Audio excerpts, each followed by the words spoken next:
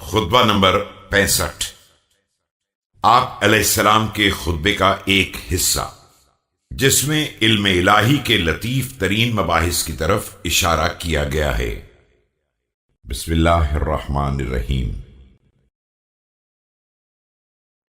تمام تعریفیں اس خدا کے لیے ہیں جس کی صفات میں تقدم و تاخر نہیں ہوتا ہے کہ وہ آخر ہونے سے پہلے اول رہا ہو اور باطن بننے سے پہلے ظاہر رہا ہو۔ اس کے علاوہ جسے بھی واحد کہا جاتا ہے اس کی وحدت قلت ہے، اور جسے بھی عزیز سمجھا جاتا ہے اس کی عزت ذلت ہے۔ اس کے سامنے ہر قوی ضعیف ہے، اور ہر مالک مملوک ہے، اور ہر عالم متعلم ہے، اور ہر قادر عاجز ہے۔ ہر سننے والا لطیف آوازوں کے لیے بہرا ہے، اور اونچی آوازیں بھی اسے بہرا بنا دیتی ہیں، اور دور کی آوازیں بھی اس کی حد سے باہر نکل جاتی ہیں۔ اور اسی طرح اس کے علاوہ ہر دیکھنے والا مخفی رنگ اور لطیف جسم کو نہیں دیکھ سکتا ہے۔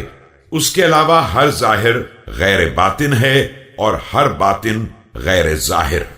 اس نے مخلوقات کو اپنی حکومت کے استحکام یا زمانے کے نتائج کے خوف سے نہیں پیدا کیا ہے، نہ اسے کسی برابر والے حملہ آور یا صاحب کثرت شریک یا ٹکرانے والے مد مقابل کے مقابلے میں مدد لینا تھی۔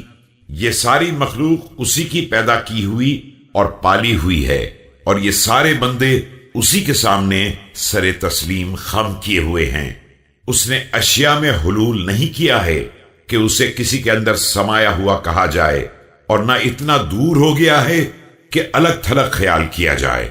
مخلوقات کی خلقت اور مصنوعات کی تدبیر اسے تھکا نہیں سکتی ہے، اور نہ کوئی تخلیق اسے عاجز بنا سکتی ہے، اور نہ کسی قضاء و قدر میں اسے کوئی شبہ پیدا ہو سکتا ہے۔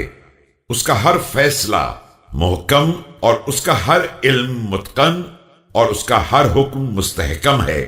ناراضگی میں بھی اس سے امید وابستہ کی جاتی ہے، اور نعمتوں میں بھی اس کا خوف لاحق رہتا ہے۔